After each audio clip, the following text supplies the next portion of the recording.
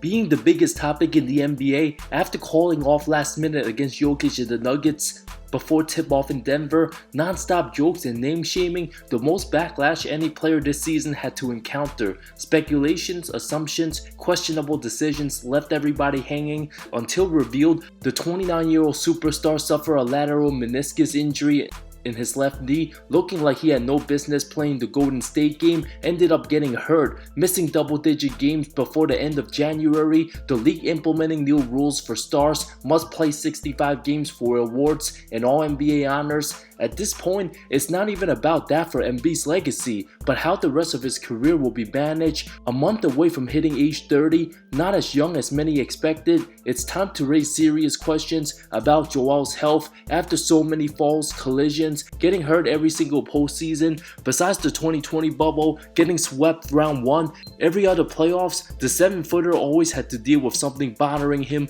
forcing a lose-lose situation. If he misses more of those crucial playoff games, we'll get called soft and fragile, but when he plays badly, label a choker or a combination of both. Philadelphia absolutely no hope without their franchise player. Could the process all depend on Embiid's health given the extensive injury history?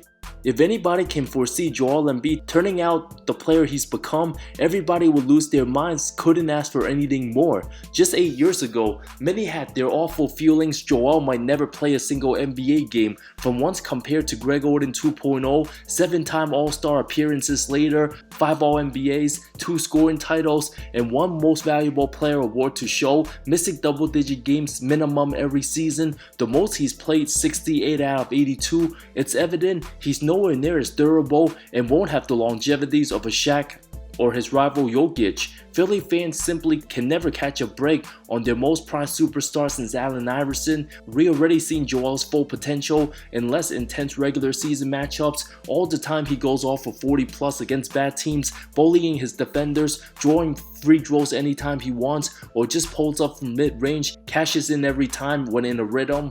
Just after having a 70-point performance against San Antonio, couldn't have followed with an uglier next couple weeks. From experiencing highest of highs to lowest of lows, the career of Joel Embiid capable of being in the conversation with the very best players, but his legacy, still so much to be written. One could be afraid his prime chapter could be coming to a close. Could be one of those somewhat forgotten generational talents, one of the less known MVP winners decades down the line, like the Bob McAdoo's of the world, while the Giannis, Jokic, and Doncic's all have the chance at top 10 to 15 all-time status. Embiid might only be remembered named top 100 when 2047 comes around. From Cameroon, discovered at a basketball camp by Lupa Amute, the tall teenager made the life-changing decision to move to the US, pursuing basketball. Once aspired to play pro volleyball, became a 5-star recruit, committed to Kansas. Only a few years since playing the game, the raw ability for a strong mobile big undeniable. A stress fracture in his back cost him the chance playing the NCAA tournament, would have easily been the #1 pick if healthy, underwent foot surgery days before the draft, branded as injury-prone big men, Cleveland not willing to take such a massive risk after that Anthony Bennett catastrophe. The Hinkie Sixers took the chance. Complications with his original surgery forced him to miss yet another season. The Greg Oden talks intensified, his presence still talked about due to Joel's hilarious social media personality, but also reports on the Sixers not happy with Joel not following doctors and trainer orders after his 2014 operation, refusing to wear a walking boot, constantly blamed for leading to a setback in rehab, needing a second operation, refusing to follow the team's nutritional plan, uneaten, unopened food provided each week, not to mention the Sixers organization also catered and babied the unlikable Ben Simmons. No surprise why the hardworking Jimmy Butler didn't enjoy his 1 year with the franchise. Young Joel admitting his enjoyments, drinking 3 to 4 pitchers of Shirley Temple a day, being very moody, things we've seen many times in the postseason, being near 300 pounds, put on lots of muscle. The Sixers put him on minutes restrictions to start his career, given the nature of his injuries, trying to make the right long-term decision, instantly made his impact, showing all the tools, nasty dream shake fade away for his first bucket, averaged an impressive 20.2 points, just 25 minutes his first season, played 31 games alone, never climbing above 28 minutes a night. His limited time cost him to miss out on Rookie of the Year, giving it to 10 points a game Malcolm Brogdon. 2018, the process rolling through the East with star teammate Ben Simmons dominating. The two supposed to be the next Magic and Kareem, relatively healthy, missing 19 contests, 30-minute average, 23 and 11, exceeded expectations and more. Aside from some soreness, sustained an orbital fracture following a collision with Markelle Fultz, missed 10 straight games, including first 2 in the playoffs against Miami, had to wear a mask. Simmons dominated, lost to Boston in 5. Joel played just okay. Following season, played first 26 games, but missed 14 of his last regular season 24 with a combination of sore knee tendonitis plus rest. Struggled with health as the season dwindled down for a third straight year. Even listed doubtful game 1 versus the Nets. Played through pain, 22 points, 5 of 15. Game time decision game 2, easy win. Third game, missed game 3. With left knee soreness, team won by 16 without him. Doubtful game 4, but balled out 31 points, 16 boards. Probable game 5, had 23.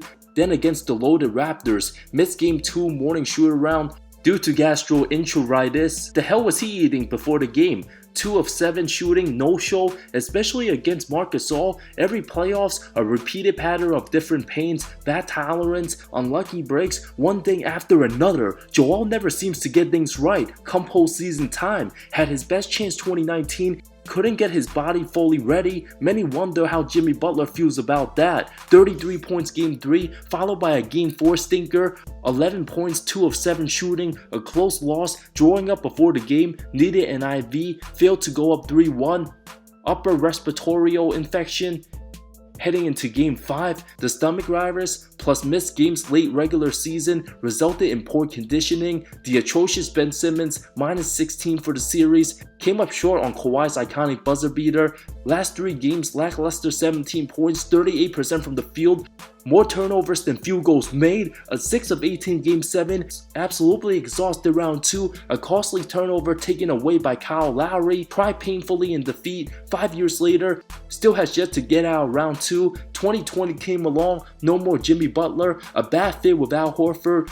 Played 31 of first 38 contests, 9 straight missed games January, repairing torn ligament on his left hand, consider a sign of relief, getting hurt before All-Star break, a shoulder sprain in Cleveland February 26, out a full week before coming back March 11, only to have COVID delay the season, nearly 5 months, 2 more weeks of regular season games, healthy 2020 bubble only to get swept.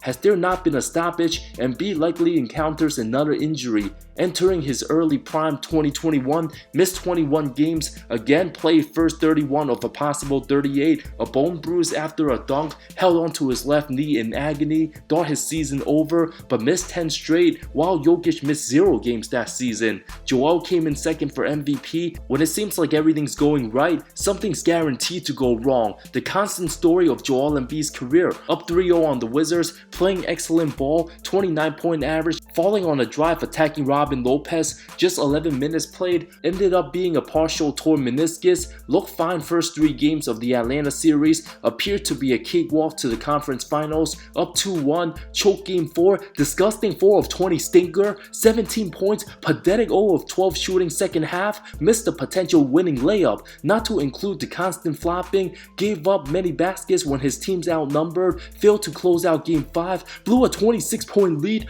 2 missed free throws down the stretch, struggled game 6, just 22 points on 24 shots, 8 turnovers, a narrow win. While Ben Simmons got roasted to no return in the meltdown, Embiid dodged the bullet with his awfulness, again having 8 turnovers, stripped by Danilo Gallinari of all defenders, absolutely shit the bed in the clutch, called out his former teammates on the loss when he deserves part of the blame too. His most healthy season 2022, 68 games played, missed 9 straight games in November due to COVID, 3 weeks of time, got hit worse than most. Given his past issues with stomach pain, his immune system doesn't appear the best. Aside from that, an excellent consistent year, only missing 4 of the next 62 games. The acquisition of James Harden made Philly real contenders. A torn ligament right thumb, game 3 Toronto, on his way to winning game 6.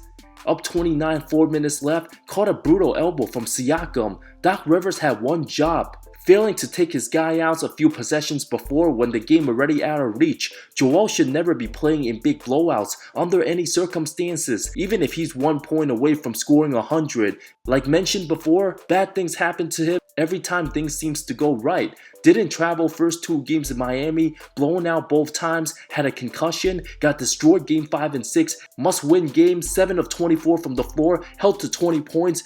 Butler outscored him and Harden combined. Another disappointing end to a year. Come 2023, finally won an MVP, didn't earn it without heavy controversy despite missing 16 games, already missed 8 of his first 20. A foot sprain, missed 3 more in January with foot soreness, pretty healthy all around, didn't play last 2 regular season games, looking to stay fresh for the playoffs, but of course got hurt again. A disastrous game 3 win, more flops than field goals made, 14 points, out of control, lucky he wasn't ejected for kicking Nick Claxton. Of course, a knee sprain, out for game 4, missed game 1 of the Boston series, Harden carried Philly with 45 and the win. Joel back the very next game. Of course, Philly lost 2 and 3, locked up by Al Horford, never learning from his flaws, constant dribbling, getting stripped by smaller guys, can't pass out the double team, gets blocked over and over again by Horford, leading to the most embarrassing Game 7 no-show.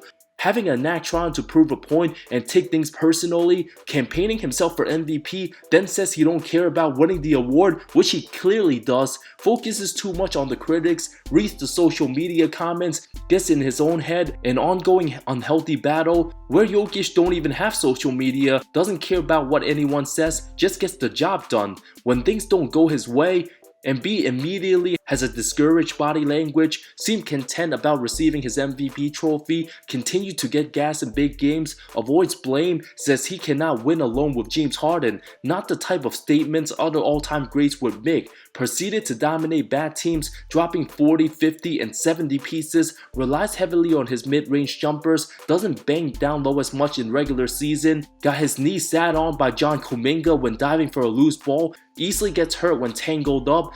For the Sixers organization, not being straightforward on their injury reports, then Joel getting heavy scrutiny for not playing in Denver, deciding to play in Golden State, knowing he's not healthy, absolutely shouldn't be out there under any source of circumstances, but seems to get caught up on the critics, looking to prove a point, only to get hurt again, overgo procedure to repair the meniscus, on a meaningless regular season game, not listening to his body, but caring about his haters, pathetic by the organization risking it all for their franchise player, wanting to chase that second MVP, pushing himself to go all out, only to make things worse, willing to risk injuries to stat pad the 30-point games, staying in during blowouts. Next time Joel plays, he'll be 30 years old. The rest of his career, if he wants any playoff success, teams must manage his minutes properly. Any taste of a long playoff run, Joel needs to forget about the MVPs or all NBA teams. No one's more responsible for taking care of his body than himself. Another blow to a complicated legacy filled with all-time great potential, but all-time injury risks mixed together. Joel Embiid ultimately responsible for his own decisions, bad habits out of control postseason, flailing around his body, even if he does come back healthy before the season, which we all hope for. Even if he's 100%, come April and May, with great teams like the Celtics, Bucks, and Knicks, Philadelphia has a long shot getting past round 2. All that supreme talent in a weak organization who hasn't reached the conference finals since 2001 Iverson. Embiid never learning how to bounce back after countless of playoff defeats, builds up the same bad habits every single year. It's getting that time to own up and acknowledge the process has become a failure. Blaming teammates for the defeats, he ain't getting any younger. Should still be a superstar level player the next several years despite the injuries, giving his play don't rely much on athleticism, mastering the mid-range game. The real question is whether Joel Embiid can straight up lead a team to a title. His best postseason moment, beating Toronto in a game winner round 1, already 30 years old, still 0 statement series wins over any true contenders. For somebody who gets injured every playoff at a certain point, many's just gonna accept that's just who he is as a player. Until then, the worrisome outcome of Joel Embiid's NBA career not looking like a true all-time great.